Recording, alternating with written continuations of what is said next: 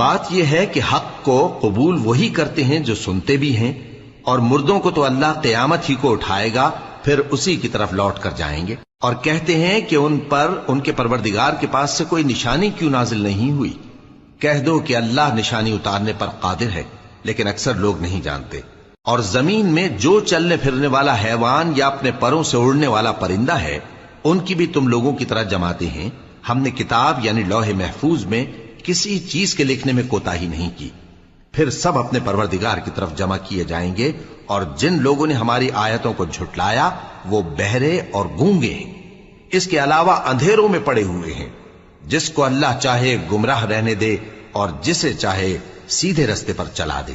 کہو کافرو بھلا دیکھو تو، اگر تم پر اللہ کا عذاب آ جائے یا قیامت آ موجود ہو تو کیا تم ایسی حالت میں اللہ کے سوا کسی اور کو پکارو گے؟